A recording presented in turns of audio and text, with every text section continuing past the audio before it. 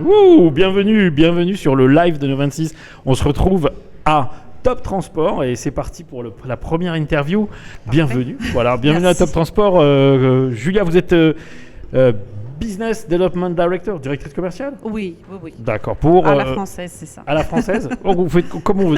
Alors ça fait pas longtemps que vous êtes occupé de cette fonction chez Interlock Service, c'est ça ? Oui. Puisque ça fait un peu moins d'un an, ça fait 8 mois ? C'est ça. D'accord. C'est ça. Avant, j'étais directrice des opérations. Ok, mais là, service. Voilà, mais en revanche, ça fait 8 mois que vous êtes à la direction commerciale, mais oui. Je me trompe pas, depuis 17 ans dans l'entreprise ? Oui. Plus de 17 ans. Ah oui, j'ai fait une belle enquête. Vous étiez oui. CAM, vous étiez Global CAM et directrice des opérations. C'est ça. Très bien. Vous allez nous parler d'Interlock Service et puis du salon. Vous avez un stand ici ? Oui, on a un stand, on a une conférence. En fait, on est très présent à cet événement. D'accord. Donc Ok. très excité et très content d'être là. Et c'est pas la première fois ? Non, c'est pas la première fois, non. Effectivement. Donc, vous revenez pour la 4e fois, c'est ça ? Troisième fois. Troisième fois, d'accord. Ok. Alors, on va parler d'Interlock Service, puisque c'est un peu l'objectif. En quelques mots, qu'est-ce que c'est Interlock Service ? Après, j'aurai des questions à vous poser. Interlock, c'est un groupe qui propose des services d'optimisation de supply chain. D'accord. Donc, on va avoir multitude, c'est comme un couteau suisse un peu, on va avoir une multitude de solutions pour nos clients. Pour leur proposer les opérations, la tour de contrôle, pour leur proposer optimiser leur flux avec notre service consulting. On va auditer leurs factures pour constituer une base de données transport et pour par la suite également optimiser. On va être spécialisé dans la partie finance, dans la partie transport, logistique également, parce qu'on audite aussi tout ce qui est stockage. Donc vous gérez beaucoup de data ? Oui, beaucoup de data. D'accord, en accompagnement, en partenaire pour les entreprises qui, elles, ont une activité transport. Vous travaillez avec qui dans l'entreprise en général ? Avec le directeur transport, directeur supply chain ? Oui, nous avons principalement les directeurs supply chain, directeurs transport et CFO, tout ce qui est partie finance. D'accord. Moi, j'ai une question sur votre prestation. Je suis parti un peu parcourir votre site. J'ai vu que vous aviez vraiment une approche sur mesure. C'est sûr, vous avez une boîte à outils bien utile, aux responsables supply chain pour gérer de la data, du reporting, du suivi et de la facturation pour voir si on ne se fait pas, si ça déborde pas, si les transporteurs n'abusent pas, ce qui arrive assez rarement, n'est-ce pas, Anthony ? Oui, tout à fait. C'est souvent ce qu'on a remarqué, nous, quand on gère des appels d'offres. Comment est-ce que vous réussissez à personnaliser vos solutions tout en répondant aux besoins opérationnels de vos clients, notamment sur les aspects financiers et en termes de gestion de flux, contrôle des coûts? Quelle est votre approche? Qu'est-ce qui vous différencie des autres? Et comment vous gérez cette approche sur mesure?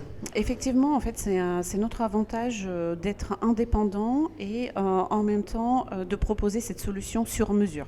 Pourquoi? Parce que nous avons des clients dans plusieurs domaines. On va avoir dans l'aéronautique, dans le luxe, dans l'automobile, en fait, dans plusieurs domaines, dans la grande distribution. Et en fait, on va s'adapter à chaque client parce que les besoins de chaque client ne sont pas les mêmes. Même sur la partie financière, par exemple, nous, on applique les centres de coûts.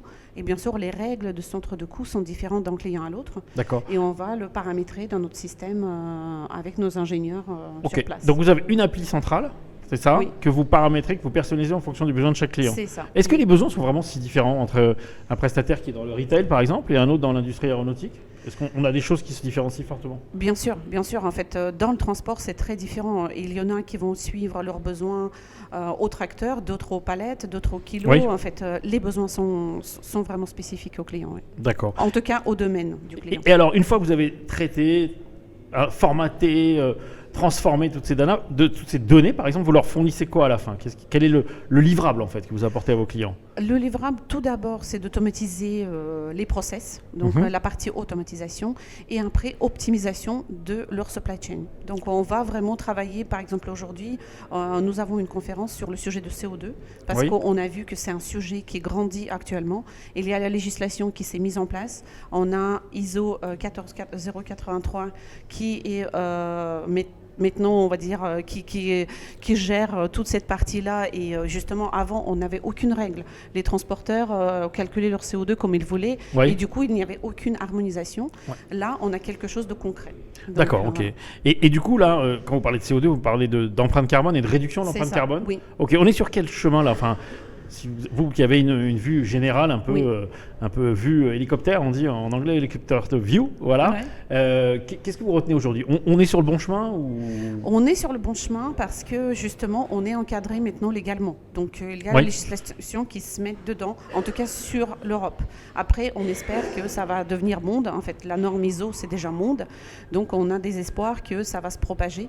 Mais pour le moment, c'est encore considéré comme contrainte pour calculer le CO2, que ce soit pour les transporteurs ou pour les chargeurs. D'accord, donc pour l'instant on mesure, Ouais. on a des critères identiques et puis on verra ce qu'on en fait. C'est ça, on va dans cette direction et après pour justement optimiser.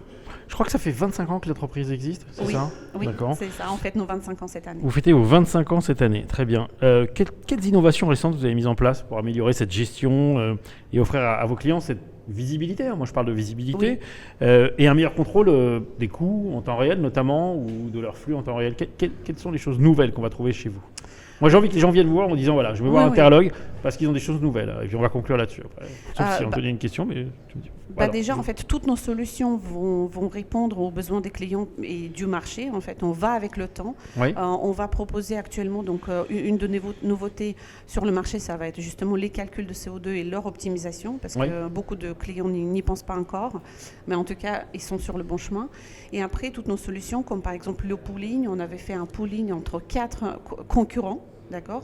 On a mutualisé et avec cette indépendance qu'Interlog est là, on a la possibilité de gérer leurs coûts d'optimisation en fait, pour partager après entre les partenaires. Donc en fait avec les clients, on est vraiment partenaires et on travaille ensemble pour optimiser leurs flux. Et les clients sont d'accord pour que vous mutualisez leurs données pour servir d'autres clients entre eux?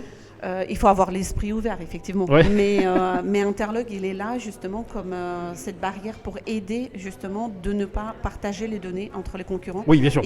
Vous respectez la confidentialité, mais vous partagez les bonnes pratiques. C'est ça. Julia, merci infiniment pour cette interview. Merci. Je vais vous laisser retourner à votre stand. Merci. On se retrouve, on est toujours à Top Transport. On vient de démarrer, il y en a pour 2 jours. Rendez-vous d'affaires. Business avant tout. Business first. Je vous laisse retourner. Bonne à très vite. Merci Julia. Au revoir. Merci, au revoir.